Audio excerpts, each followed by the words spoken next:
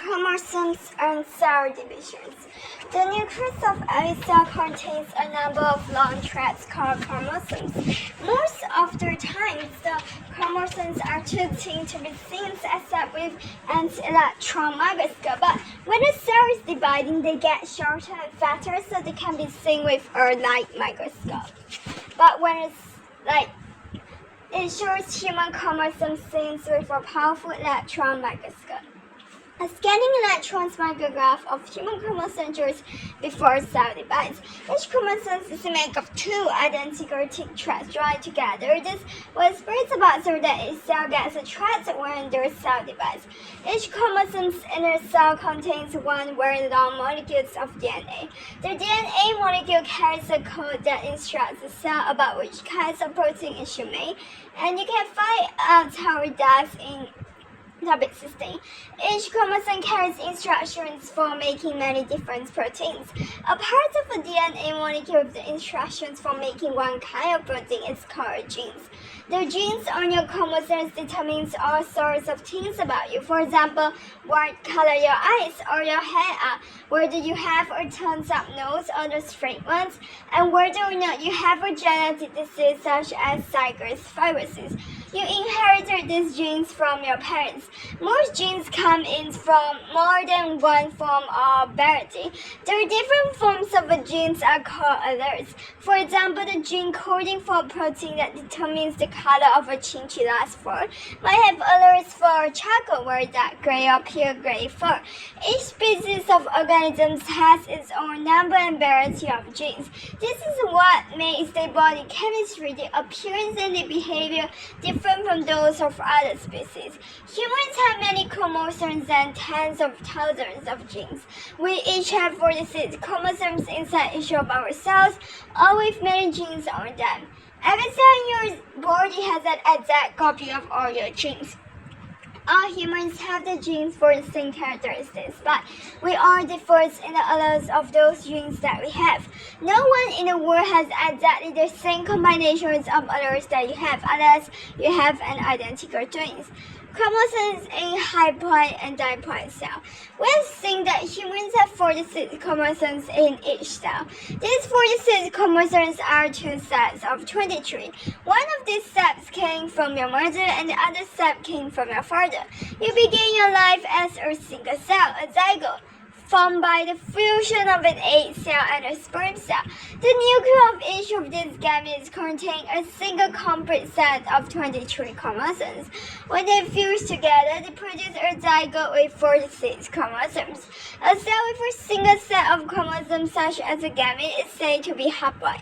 The nucleus of the zygote that was formed when the egg cell and sperm cell fused together was diploid. The zygote was a diploid cell. And the nucleus of zygote that was formed when egg cell and sperm cell fused together was diploid.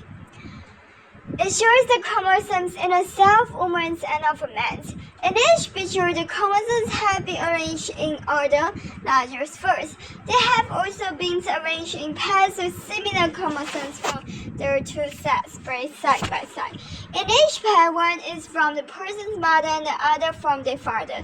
The two chromosomes of a pair are called homologous chromosomes. Mitosis. Think about those two gametes fusing together in the very first moments of your life. Soon after the zygote was formed, it begins to divide over and over again, producing a ball of cells that eventually grew into you. Each time a cell divided, the two new cells were provided with a perfect copy of the two sets of chromosomes in the original zygote. The new cells produced were all genetically identical. This type of cell division, which produces genetically identical cells, is called mitosis.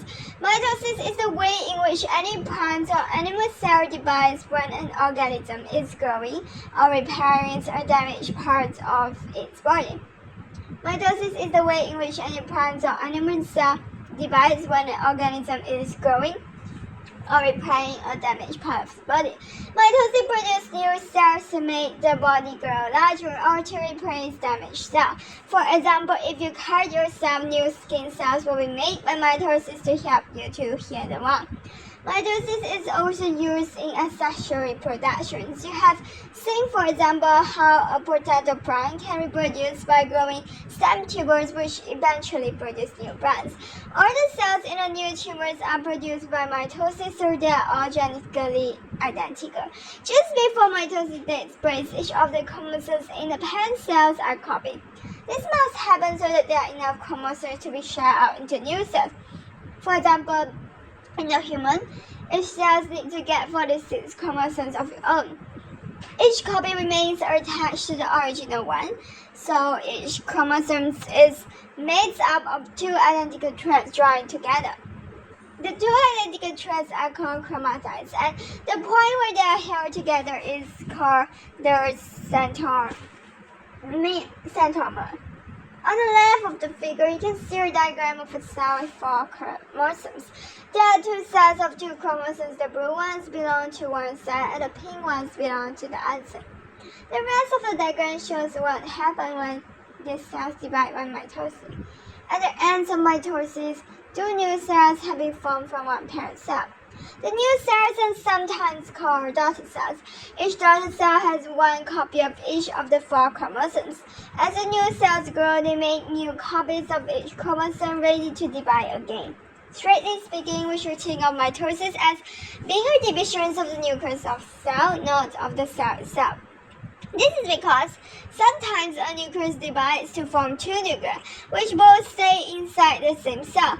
This happens, for example, when pollen grains develop, but normally the whole cell divides, not just the nucleus.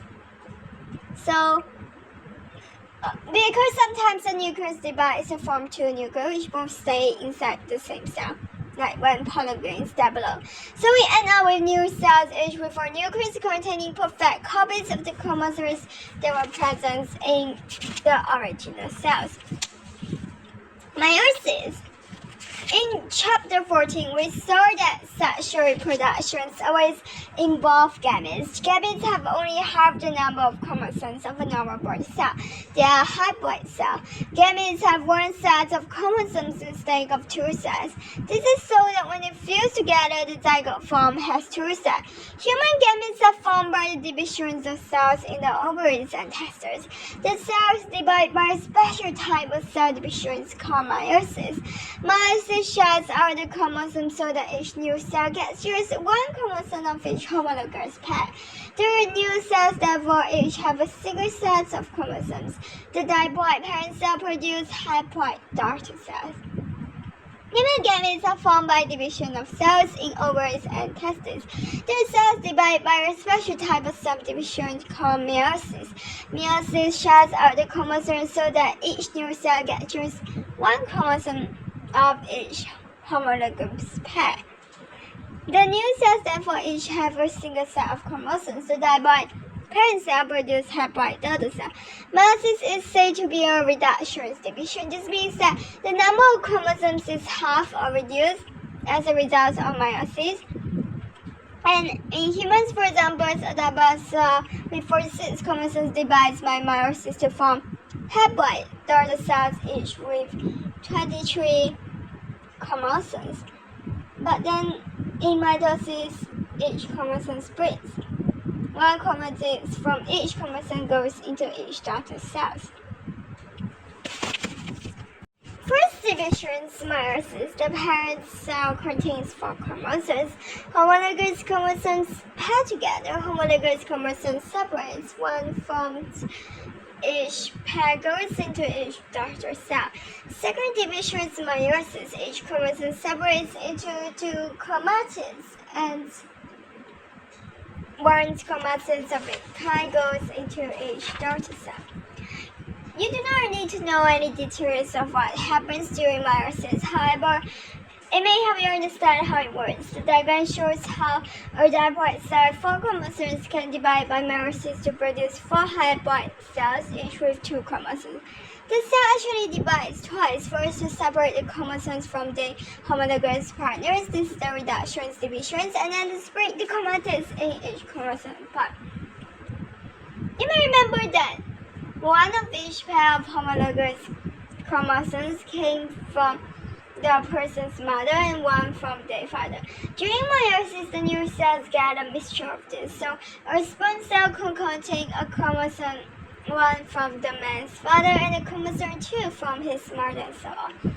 There are cells of different possible combinations. This is one of the reasons why gametes are genetically different from the parent cell. Meiosis produces genetic variations in the gametes and in the offspring.